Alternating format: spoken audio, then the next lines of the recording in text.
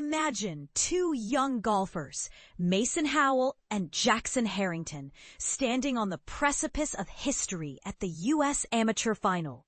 One is a lanky 6'4" teenager with a powerful swing, while the other is a sturdy farm boy from Tennessee. But here's where it gets controversial. Their physical differences don't matter when it comes to their incredible speed and distance off the tee. Both are among the longest hitters in the field of 312 players at the Olympic Club.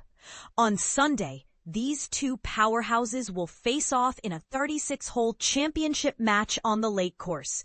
If Howell wins, he'll surpass Tiger Woods as the third youngest player to claim the Havmeyer Trophy in the 125th edition of the USGA's oldest championship.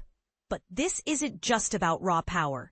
And this is the part most people miss. The skills that have elevated both players to an elite level have nothing to do with speed.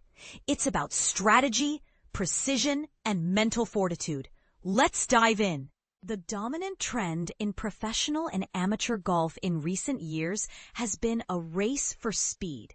But look beyond the 185+ mile-per-hour ball speeds of the two finalists, and you'll notice that the skills that have elevated both players' games to an elite championship level have nothing to do with speed. It's about getting the ball in play off the tee and avoiding short-sided shots. These are the two things that Howell learned from watching the best players in the world as he shot 77-76 to miss the cut at the U.S. Open in June. Howell, a native of Thomasville, Georgia, shot a pair of 63s in final qualifying to qualify for his first major championship, but ultimately didn't find enough fairways to compete at Oakmont. Mason Howell plays his second shot on the 9th hole during the semifinals of the 2025 U.S. Amateur. Chris Keane. I've been really good at finding a fairway finder, a consistent ball that I know is hitting the fairway. Especially with thicker like this, there's got to be a tee shot that you can rely on, Howell said after his 3-2 semifinal win against Oklahoma State's Eric Lee. It's been that fairway finder, paired with a new approach to match play, that Howell says has led to his deep run in the Bay Area. After the U.S. Open, Howell shot a pair of 67s to earn medalist honors at the U.S. Junior Amateur, but fell to the number 64 seed in the first round of match play. Howell admits that he had been in a little bit of a match play funk entering this week, and that he has learned to use a more conservative strategy, finding fairways and playing to the safe side of the green. It's a lot of learning from a guy who is still over a year from entering college at the University of Georgia, where he is verbally committed. In addition to his natural athleticism, evident in his flowing whip-like golf swing, Howell credits much of his success to his instructor back home in Georgia, Glen Arvin Country Club's director of golf, Bill Connolly. He's always worked on my swing. I may have a little bit of a unique swing, but he never tries to make it perfect, said Howell, who turned 18 in June.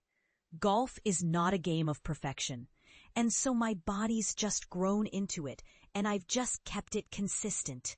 Like Howell, Herrington, 19, has long had clubhead speed. He routinely registers speeds of more than 130 miles per hour. But his championship run has been fueled by improvements to his putting, fitness, and mental game.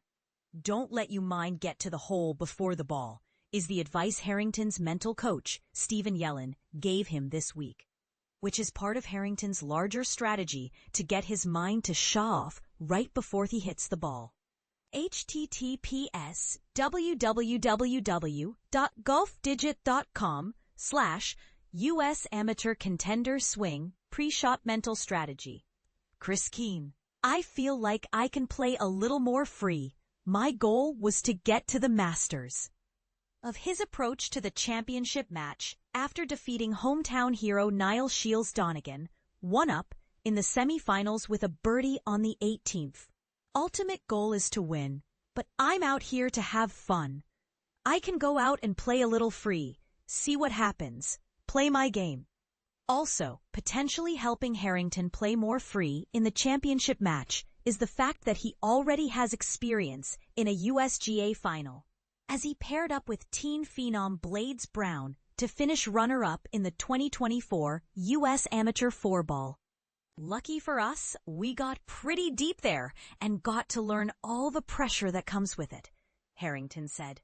On Sunday, at the Olympic Club, we will see which player has better applied their recent learnings to win the U.S. Amateur.